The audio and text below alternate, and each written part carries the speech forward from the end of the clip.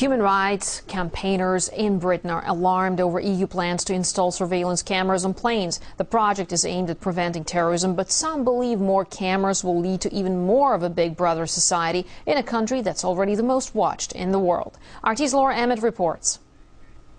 Off for a week in the sun.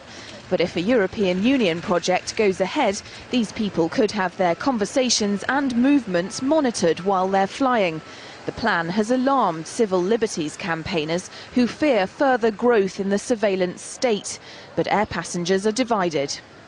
Yeah, I think that's bad. Just because it's like private and personal, you wouldn't, I don't know, I think there's a line and they keep pushing it with like the regulations. And I think it's so prevalent already. But just expect it. You watch TV on land, you watch TV in the air, you'll be surveilled on land, you'll be surveilled in the air. It doesn't worry me. I've got nothing to hide, so it wouldn't worry me personally, no. The EU project is aimed at tackling terrorism by analysing the way passengers behave in a bid to isolate potential bombers or hijackers when they're already on board. At the moment, surveillance on planes is mainly limited to a CCTV camera near the cockpit. Britons are the most watched people in the world, with more CCTV cameras per capita than any other nation.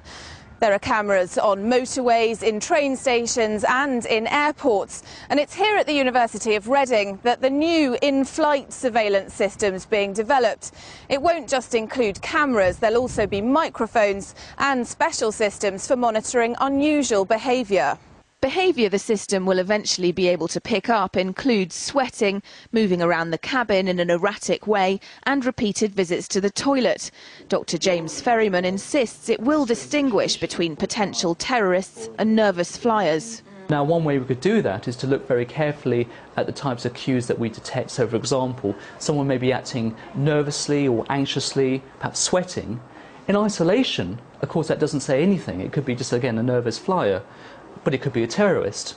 But we will only know that when we combine this information with other sources of information that come to play. I like to think of it as not Big Brother watching you, but Big Brother looking after you. Not everyone sees it that way. Campaigners say privacy is one of the litmus tests for a democracy, and mass surveillance erodes it enormously. It treats everyone as a suspect, and that completely contradicts the main tenets of democratic law, which is that everyone is innocent until they are proven to be guilty. Continuing surveillance, mass surveillance, be it video, communications, whatever the many ways that seem to just be creeping forward, completely goes against that and completely is a thorn on democracy. Apart from the civil rights issues, many question the efficacy of an on-board system. If a terrorist isn't caught at the airport, they say by the time a plane's 30,000 feet up, isn't it already too late?